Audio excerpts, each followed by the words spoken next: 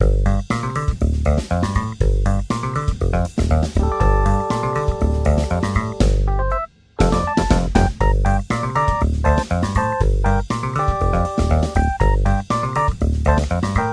então chamar para compor a mesa da Damares e a Juliana, para a gente fazer um momento de debate, de dúvidas. Fazer o mesmo esquema da manhã, o pessoal faz as perguntas, a gente pega umas 3, 4 perguntas, elas respondem. Podem sentar, meninas, por favor, a mesa é de vocês. Além de parabenizar as duas pela fala, acho que são falas que se complementam e mostram uma questão de invisibilidade no atendimento no cotidiano, né? Acho que esse é o desafio, o cotidiano profissional não se sobrepor às próprias mediações, a própria apreensão das mediações. Então eu queria começar quebrando o gelo, fazendo uma pergunta para as duas, de pensar um pouco o quanto a violação de direitos ela é necessária para o atendimento. Acho que a Damares trouxe um pouco isso, mais na assistência, acho que se faz mais presente, é o quanto a mulher ela só vai ser vista como lésbica porque ela teve um direito violado, porque ela foi vítima de violência, porque ela sofreu uma lesão no espaço dela. E aí pensando no que você traz na saúde, quando você traz os dados das consultas, da falta de espaço, da falta de liberdade nessas consultas, de quanto a mulher não sente a vontade de trazer o dado, que 86% das mulheres, elas que trazem isso na consulta, elas não são perguntadas pelo profissional, o quanto isso também não é uma perspectiva para a saúde, né? Só se tiver uma morbidade, se ela tiver um problema ginecológico, algo que seja identificável como uma questão da lesbiandade, que aí isso vai ser relevante.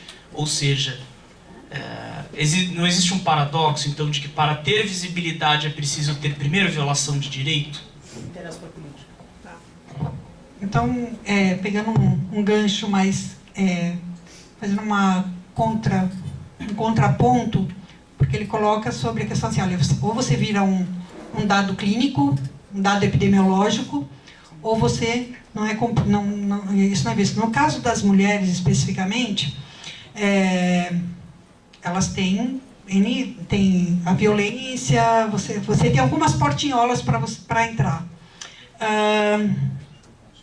Eu estava comentando com algumas companheiras aqui na hora do café sobre, porque eu vou resumir aqui, que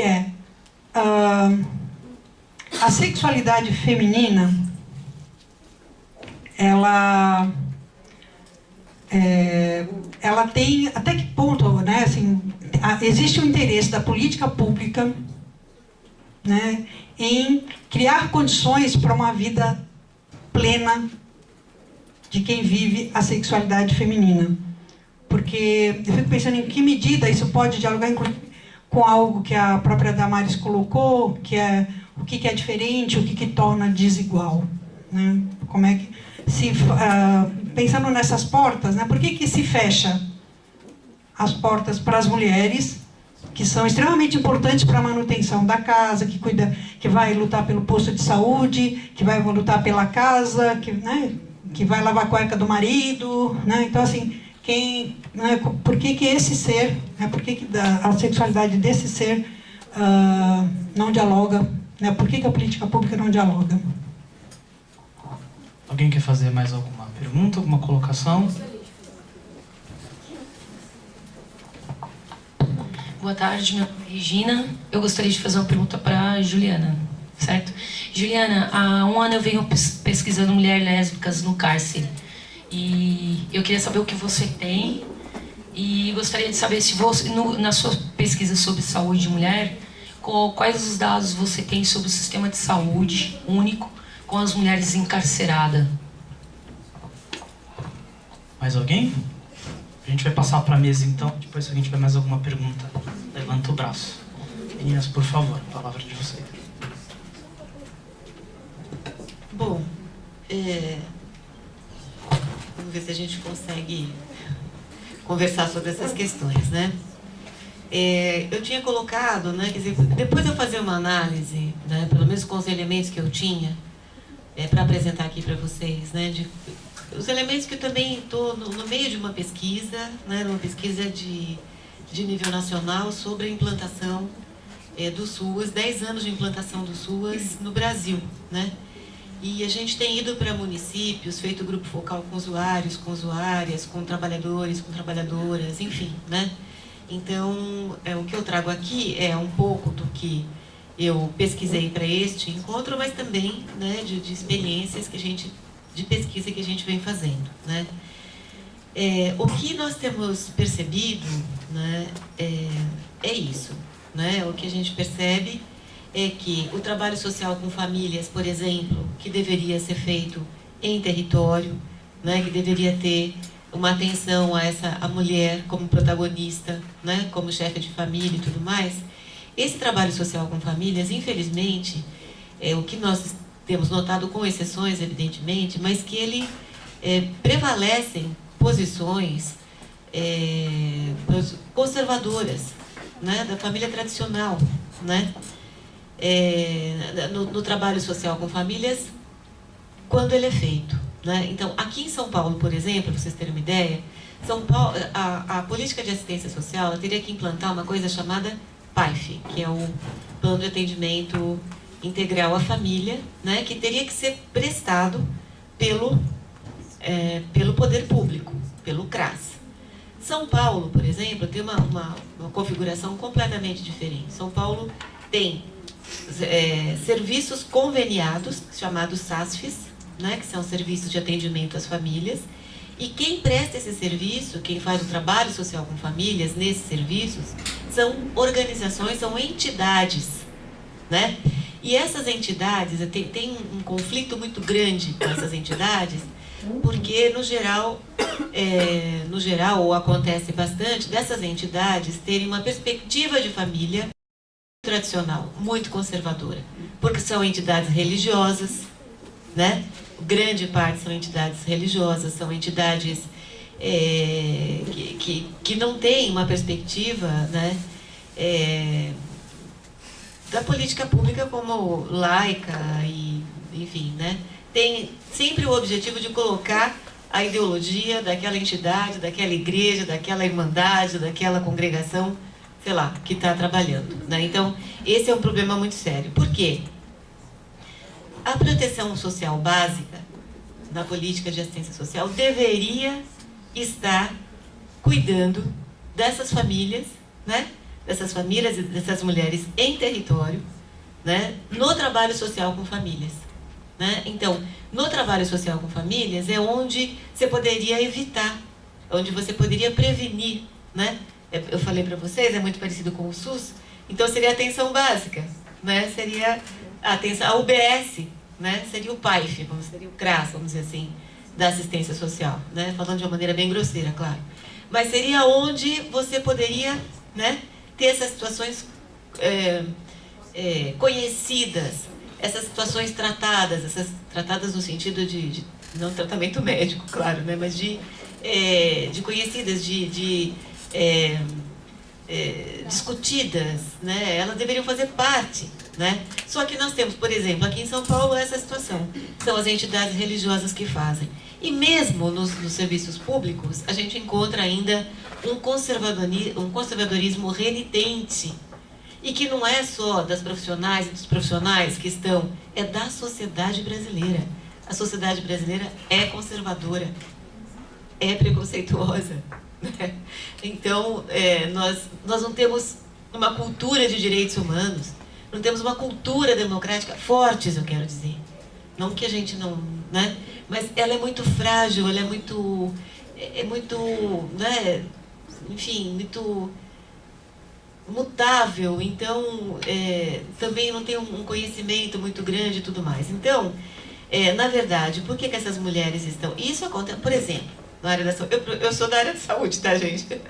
Na minha área de trabalho, eu me aposentei como assistente social da Prefeitura da cidade de São Paulo, da Secretaria de Saúde. Então, é uma área que eu conheço bem também. Mas por que a pessoa vai no pronto-socorro? É a mesma coisa. Né? Ele chega na UBS, demora 3 meses para atender, não consegue fazer os exames. Ele vai no pronto-socorro, ele consegue tudo, pontualmente o que ele precisa. Mas não a atenção integral, não a saúde integral, né? Não as outras questões que estão colocadas e que fazem parte da saúde dele.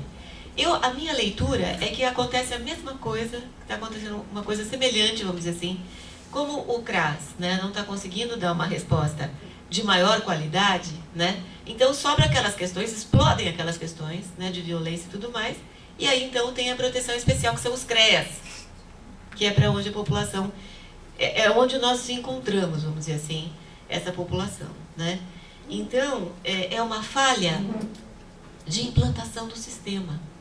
Porque o pessoal fala, então, mas olha, essa história de UBS como porta de entrada, tem que mudar, tem que entrar por tudo quanto é lugar, né? A hierarquização que ela fala. Na assistência social também tem. A rigor, né? O CRAS é o primeiro, porque ele está ali, né? Está ali junto à comunidade, ele está ali, né? Funcionando e tal. Então o pessoal sempre critica o modelo. Pessoalmente eu não tenho, não é essa a minha crítica, né? Não é o modelo, é a não implantação do modelo. Então você não implanta o número de CRAS suficientes, você não coloca equipes suficientes. A equipe dos CRAS aqui em São Paulo tem equipe mínima, reduzida, mal tem equipe, entenderam? Então não coloca equipe, não coloca os serviços suficientes, não faz a formação continuada adequada e suficiente, né, para as pessoas. Isso aí não funciona, tá vendo como o CRAS não funciona? Tá vendo como isso aí não funciona? Né? Então, na verdade, assim, existe tanto na política de assistência social como da saúde, mas estou falando da assistência, mecanismos no sistema operacional, que é o SUAS, né, para lidar. Claro que as pessoas pensaram nisso, né? Todo mundo, toda militância, todo mundo que foi, né? Só que o que acontece é que tem uma falta de respostas naquele nível primeiro ali, básico, né? Então deveria ser em território, os profissionais deveriam conhecer as pessoas, saber das situações, ter capacitações, né? Preparo para poder você lidar com famílias, né, homoafetivas, por exemplo, a criação das crianças, como é que você cria as crianças? E as crianças em famílias homoafetivas? Como que é isso aí? Alguém sabe? O que essa criança passa? Seguramente, eu tenho certeza que ela passa por grandes constrangimentos. Grandes constrangimentos. Né? Não porque o afeto, a garantia de cuidado não esteja lá. Está lá, claro, nas duas mães, ou numa, né? O problema é fora. O problema é a companheira da mãe biológica chegar, por exemplo, na escola para pegar a criança. Pega. Não pega. A escola reconhece? Não reconhece. O posto de saúde reconhece? Não reconhece. O motorista de ônibus? Não. Não. É uma invisibilidade, é uma violação de direitos constante em todos os lugares, em todas as instituições. Isso deveria estar sendo visto pelo CRAS na política de assistência social. Pelo Centro de Referência de Assistência Social, que seria semelhante à UBS, vamos dizer assim. Entenderam? Então, mas, de qualquer maneira, elas estão sendo atendidas. Né? Porque também a violência precisa ser atendida, precisa ser vista, precisa ser cuidada. Tá certo? Então não vamos jogar fora né, a água com a criança, como diz o povo, né? Jogar fora tudo. Não é assim, né? Só que isso daí precisa ser transformado, isso precisa, né, ter outra concepção, ter financiamento, planejamento, educação permanente, né? Tudo isso. Para a gente sair dessa situação que eu estava falando para a Fernanda, né, para a Juliana, desculpa. Que a gente, né, uma questão, são questões que a gente vem se debatendo com elas há muitos anos. Né, eu, por exemplo, faço essa discussão, tenho feito desde 2004, né, discussões, né, e assim, a gente percebe que as coisas não avançam, né. Com relação, acho que eu já respondi isso, né, é a mesma coisa, né, então a Rita pergunta da questão da sexualidade feminina, né, na política pública. Então, eu falei um pouquinho da história da identidade de gênero e da identidade lésbica como identidade política, vamos dizer assim, que tem a identidade de gênero, mas, né, ela é muito mais política, trata de um sujeito político, porque a identidade de gênero, de alguma maneira, já foi, isso já está, né? Então, por exemplo, a pessoa com quem eu conversei da SMAT, que eu perguntei, e aí, como é que é? Como as pessoas... Não, se a pessoa diz que é mulher, ela vai ser atendida como mulher. Então, se uma uma mulher trans diz que é mulher, vai ser atendida como mulher. Ok, beleza, até aí tudo bem. Tá certo, né? Agora, as necessidades que ela tem, né, quer dizer, além das necessidades imediatas, por exemplo, no centro de acolhida, que é dormir, comer uma comida, onde que ficam? Né? Um documento que seja. Um homem trans, uma mulher trans, né? As mulheres lésbicas, cis, não tem problema nenhum com relação a isso. Mas as mulheres trans, por exemplo, têm. Os homens trans têm. Como é que a gente vai lidar no serviço com a questão do documento, da identidade? Você tem que saber a questão, né, do nome social, você tem que saber todas essas questões que estão envolvidas. E o que significa isso para essas pessoas também, né?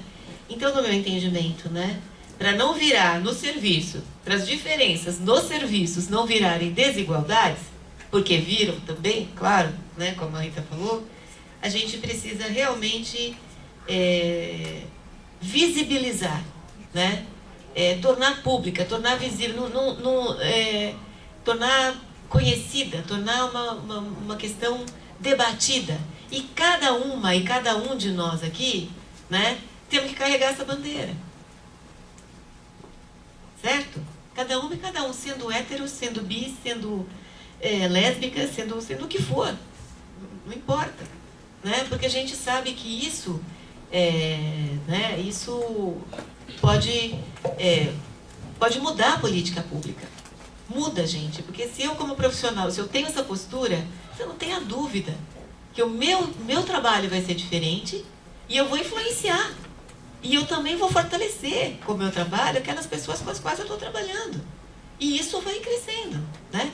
O que não pode é você fingir, né? Don't ask, don't tell, né? Como não pergunta e eu não respondo, né? E é assim que o serviço funciona, não é isso?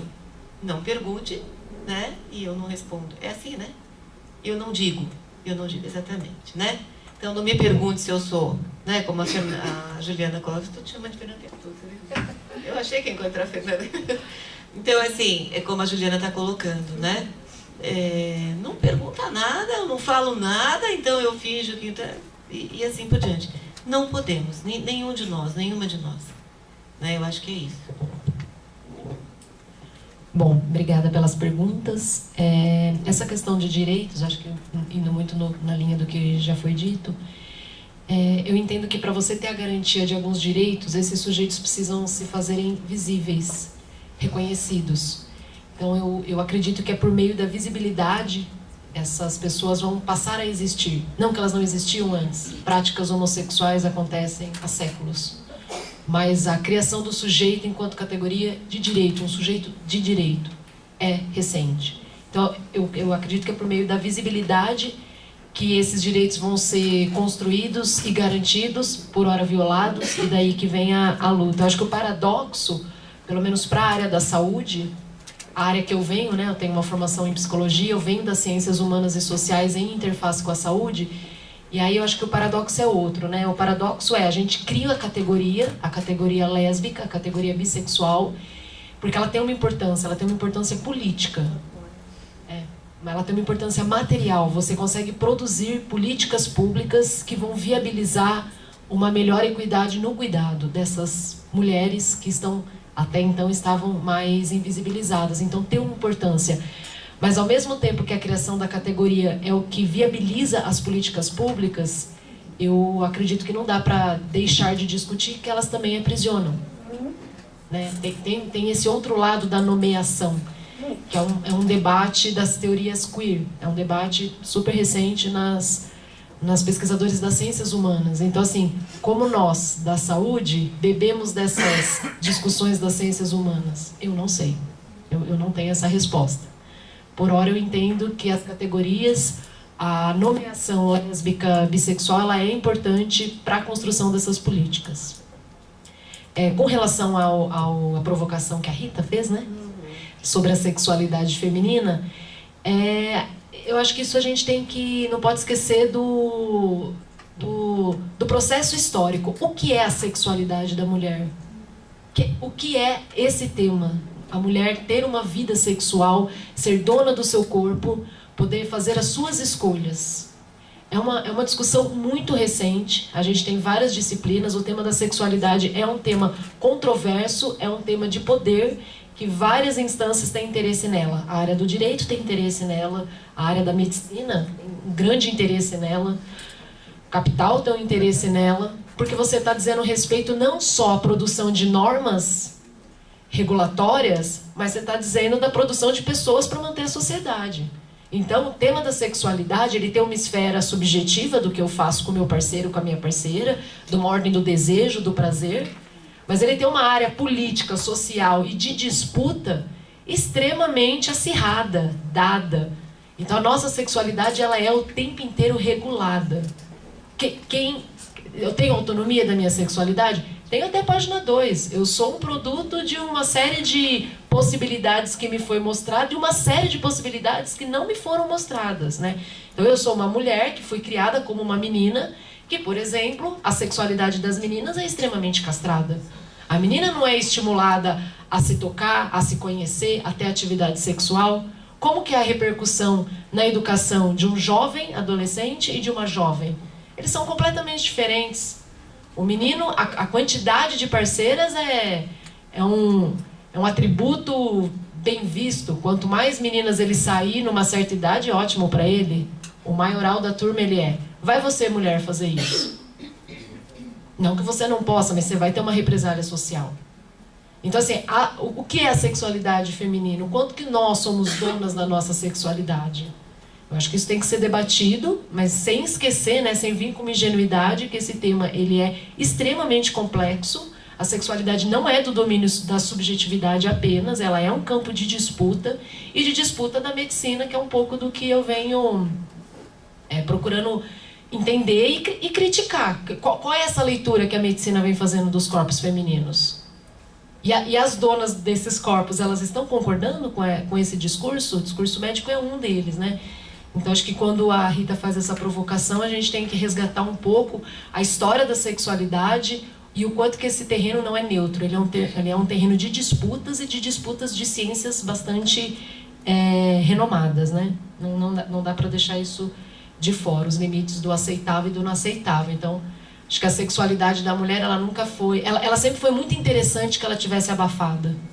Sempre foi muito interessante para quem está no poder, que quem está no poder e quem tem a hegemonia não quer criticar o sistema. Quem tem privilégios, é difícil quando você está numa situação de privilégio, você até entender que você é privilegiado, porque a água não está batendo em você. E eu acho que a sexualidade da mulher durante muitos séculos esteve nesse lugar. Eu acho que algumas inquietações estão começando a olhar um pouco para isso. É um processo longo, né? Mas acredito que está começando. Sobre a pergunta de dados sobre mulheres em situação de prisão, eu não tenho esses dados. Infelizmente, eu não acessei. Jogando nas bases de dados de pesquisas, eu nunca acessei nada sobre isso. E também não tive acesso a elas por um... Quando você vai fazer mestrado, doutorado, seu orientador põe você para delimitar, né? Eu queria fazer várias coisas. Ela falava, não. Esse foi um não que eu tomei. Não era para eu estudar mulheres nessa situação, era para eu fazer outra escolha, ou fazer a escolha por mulheres em situação de prisão, e aí eu acabei deixando. Então, infelizmente, eu não tenho esses dados.